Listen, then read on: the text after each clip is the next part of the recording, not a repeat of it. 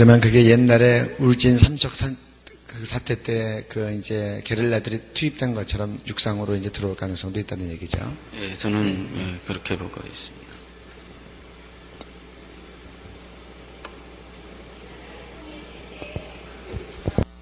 이곳에 2만 명이 와 계시잖아요. 그래서 2만 명 탈북민 중에서 오신 분들 중에 그때 일하실 분들이 지금 이곳에 와 계신 분들 중에 젊은이들이라고 생각이 돼요.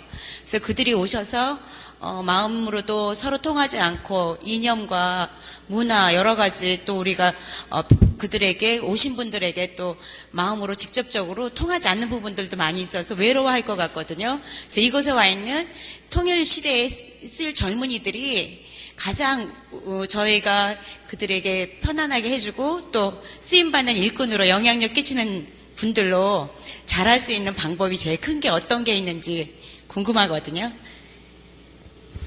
저는 일단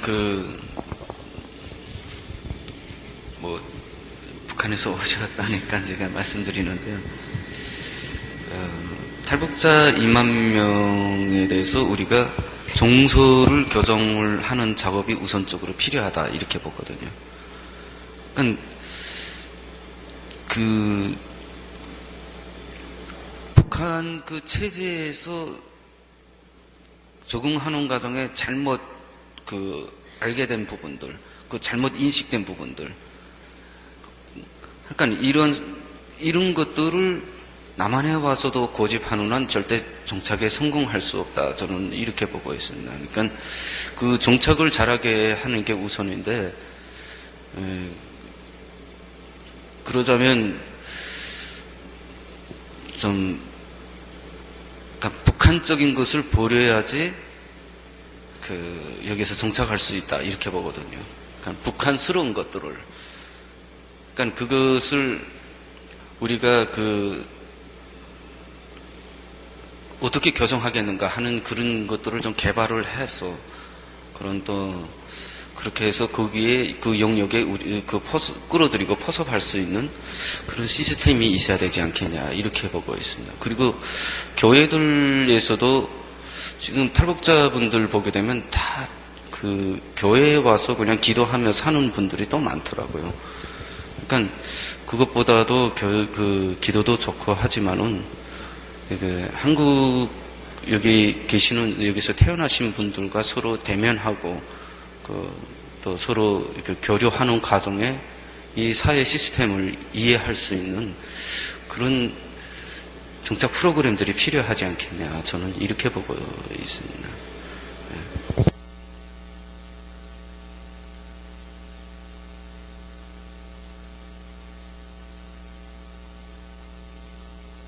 도와주시는 방법이지만 오신 분들끼리 서로 교제하고 좀 나이 드신 분들이 젊은 분들을 위로해주고 엄마 아빠 가족이 다 해체되어 있는 상태로 이곳에 와 계신 거라서 저희가 도와주는 것도 좀 필요한데 저희도 도와드리고 싶어도 그런 거 많은 관계가 잘 돼 있지가 않아서 연락하다가 연락이 끊어지고 그래요. 근데 오신 분들 중에도 서로 북한에서는 그래도 저희가 알기로는 감시 체제가 많이 있어서 터놓고 오픈하는 친구 관계가 되지 않았을 거라 생각이 들어가거든요.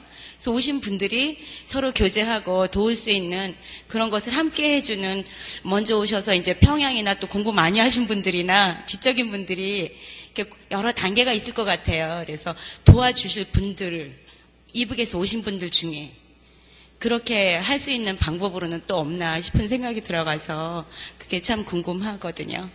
저희가 돕는 것도 있지만 더 이해해주고. 저도 아직 정착이 잘못돼서요. 그래서 다 하는 단계이기 때문에 잘 생각해 보지를 못했습니다. 근데 제가 가만 보니까 아까 앞서도 말씀드렸지만 북한스럽다 하는 것이 뭐냐면 감시 사회에서 살다가 왔기 때문에 이렇게 좀 피해망상 좀 그런 게 있습니다. 우선 첫째로. 그 다음엔 북한에서 밥을 못 먹었었기 때문에 여기에 와서 새끼를 해결하게 되면 그것만으로 만족하는, 한마디로 행복 지수가 낮은 그것으로 인해서 이렇게 분발하지 못하는 좀 그런 것도 있고요. 그리고 또 권위주의 의식이 또 굉장히 좀 많습니다. 그러니까 북한에서 무슨 어느 공장기업소 작업반장 하다가 와도 이렇게 자신을 이렇게 좀 그런 경향들도 있습니다. 그러니까 그 등등 그러한 것들을 버릴 줄 알 때 저는 성공한다고 보거든요. 그러니까 그것을 대담하게 인정을 하고, 이것은 버리자면 인정을 해야 되지 않습니까? 그러니까 그것을 인식할 수 있도록끔 우선 그런 인식 조건이 필요하고 거기에 대한 교정이 필요하지 않겠냐. 그 다음엔 무엇인가 인도를 하고 무엇인가 이렇게 그 다음 단계라고 보고 있습니다. 그리고 저는 이것은 정부가 또 해야 될 부분들이 상당히 크다고 봅니다. 그래서 탈북자 2만 명이 정착이 실패하게 되게 되면 대한민국은 앞으로 자유통일돼서도 그때 가서도 또 실패를 합니다. 그러니까 이 2만 명 중에서 통일 모델들을 만들어내야 됩니다. 다시 말하자면 북한 사람들에게 보여줄 수 있는 성공 모델들을 만들어내야 됩니다. 그러니까 그렇게 하자면 정부가 좀 더 탈북자들에 대한 그 우대 정책이라든가 그리고 또 그런 가능한 그 대상자들에 대한 그 어떤 그 무엇인가 그런 게 좀 필요하지 않겠냐. 저는 이렇게 보고 있습니다. 그래서 제가 그 부분은 좀 제가 탈북자다 하니까요. 좀 대답이 좀 너무 엉성해서 죄송합니다.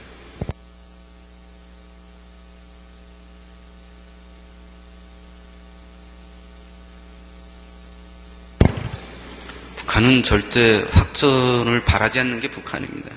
그러니까 우리는 확전되게 되면 좀 사상자가 나고 좀 건물이 파손되고 그거로 그치지만은 북한은 체제가 망가집니다. 그게 뭐냐면 북한 주민들이 전쟁을 하자는 사람들이 바로 북한 주민들입니다. 그들이 뭐 이 남한을 적과 통일하겠다는 의욕이 강해서가 아니라 이 김정일 정권 빨리 끝났으면 해서 하는 전쟁 희망이거든요. 그러니까 그러한 북한의 폭탄 한 발이라도 떨어지게 되게 되면 그것이 북한 주민들에게 주는 충격, 그리고 그 체제를 흔드는 그 충격은 굉장히 큽니다. 하기 때문에 김정일이는 확전을 바라지 않습니다. 그러니까 김정일이가 계속 이렇게 못되게 노는 게 자꾸 좀 잊을만 하면 자꾸 긁고 하거든요. 그걸 10년 동안 계속 우리가 허용을 했기 때문에 이제 우리 영토에 대한 저런 전쟁에 준 선언에 준하는 저런 공격도 감행할 수 있었던 겁니다. 그래서 지금 평화, 우리가 이거 단어 자체도 사실은 이거 잘 써야 됩니다. 평화냐 안보냐 이건데 우리가 평화를 말하면 말할수록 북한은 평화 협박 전략으로 나옵니다. 그렇기 때문에 우리가 북한에 대해서 강경하다기보다도 원칙적인 입장을 보여주자면 우리는 평화가 아니라 안보를 말해야 됩니다. 제가 질문 하나 하겠습니다. 저희가 평양에 과기대를 지었잖아요. 그래서 이제 그 평양 과기대를 통해서 이 남한 사람들의 그 선한 의도가 거기에 이제 전달되려는 그런 의도로 평양 과기대를 이제 지은 걸로 알고 있거든요. 근데 지금 그게 외려 그 우리 기술을 그 북한에 알리게 되는 그런 통로로 쓰인다는 그런 우려가 있고 우리의 그 선한 의도대로 이렇게 되지 않고 있다는 지적이 있거든요. 그래서 평양 과기대에 대해서 어떻게 생각하시는지 알고 싶고 또 저기 낮은 콩된장이라든가 또 뭐 백두산에서 이제 블루베리 주스를 만들어서 이제 판매하는 그런 일들이 재미교포들 그런 분들을 통해서 이제 되고 있는데 그런 사업들이 실제적으로 우리 북한 그 주민들한테 도움이 되는 건지 또 그것조차도 북한 정권에 달러를 대준 일이 되는지 그게 좀 의심스러울 때가 있거든요. 그래서 그 두 가지 좀 아시는 대로 말씀해 주시면 감사하겠습니다. 제가 내 딸을 100원에 팝니다. 책이 나온 이후에 진보 쪽에서 특히 그 대북 지원 단체들에서 그 저에게 강연 초청을 많이 했었습니다. 근데 제가 그냥 하도 그때 법륜스님이 한번 너무 와달라고 해서 제가 가서도 그때 만나 뵙기만 하고 그냥 강연을 하지 않고 제가 돌아서 왔거든요. 그러니까 제가 북한이 대량 아사를 폭로한 저자로서 정말 대북 지원을 허서해야 될 위치입니다, 사실은. 그런데 저는 그 반대입니다. 북한이라는 나라에 쌀이 없어서도 300만이 굶어 죽은 게 아닙니다. 인권이 없어서 굶어 죽었거든요. 그 시스템에 관한 문제입니다. 그러니까 그 시스템이 그대로 있는데 어떻게 우리가 대북 지원이 들어가서 그게 북한 주민들에게 전달이 된다는 겁니까? 결국은 우리가 보내는 구제미는 북한 주민들을 위한 구제미가 아니라 정권 구제미입니다. 그래서 한 가지 그 사례를 든다면 우리가 여기서 쌀을 보내지 않습니까? 그러면 그 쌀이 북한 주민들에게 가지는 않습니다. 다만 어떤 영향은 있냐면 쌀 가격이 좀 내려갑니다. 시장에서. 결과적으로는 북한 주민들이 사 먹는다는 것이죠. 근데 왜 내려가냐면 그 대북 지원 쌀 들어가기 전에 약간 그것을 염두에 둬서 그 북한 정권 안에서 그 회사들이 있지 않습니까? 무역 회사들. 북한 내. 이 무역 회사들로부터 북한에서 무슨 충성의 당자금이요 이런 것들을 걷습니다. 결과적으로는 그 회사들의 국가가 빚을 지지 않습니까? 그러면 그것을 돈으로 물어줄 능력이 안 됩니다. 국가가. 그럼 무엇으로 물어주냐면 대북 지원 쌀 들어오게 되게 되면 그걸 회사들에 그냥 팔아버립니다. 그러니까 20만 불을 이 회사에서 빚을 졌으면 국가가 20만 불어치 쌀을 주는 겁니다. 그러면 그 회사들에서 받아다가 시장에 그냥 풀어버리는 겁니다. 그래서 대한민국이라는 우리 태극기가 박힌 채로 그냥 그 쌀마대가 그냥 시장에 나가버리는 겁니다.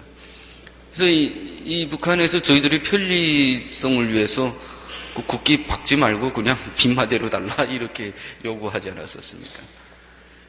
그래서 저는 그 대북 지원에 대해서는 좀 이렇게 그리고 과기대에도 말씀드렸는데 그것도 저는 그것이 북한 정권이 개혁 그리고 국가 발전이라는 여기에 과연 활용이 되겠는지에 대해서는 부정적으로 생각을 하고 있습니다.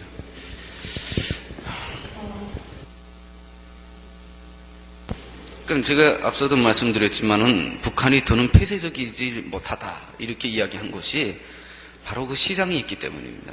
그러니까 그것을 북한 정권이 허용한 것이 아니라 시장, 바로 수요에 의해서 그것이 공급이 되는 겁니다.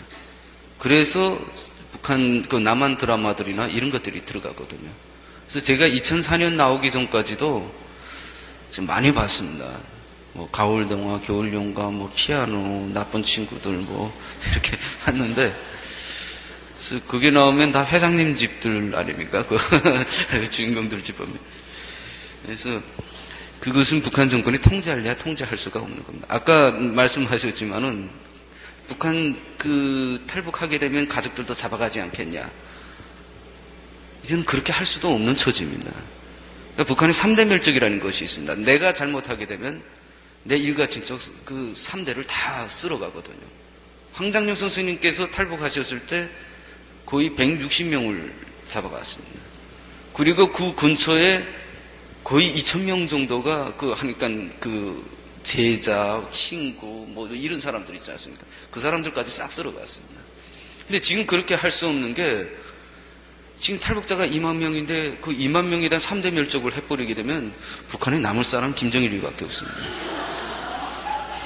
그러니까 나중엔 김정일도 탈북을 해야 돼요. 그러면 하기 때문에 절대로 그렇게 하지. 그러니까 제가 말씀드리고 싶은 것은 북한은 위로부터 절대 변하지 않습니다. 그러니까 지난 10년 동안 그리고 이 진보 쪽에서는 자꾸 이 북한 정권과 같이 이렇게 해서 무엇인가 변화시키겠다는 건데 이거는 공상이 아니라 망상입니다. 북한은 아래로부터의 압력에 의해서 변하는 체제거든요. 그렇기 때문에 그런 시장이 참 북한에서는 참 다행스러운 것이다. 저는 이렇게 말씀드립니다. 오늘 지루한 강의 경청해 주셔서 감사합니다.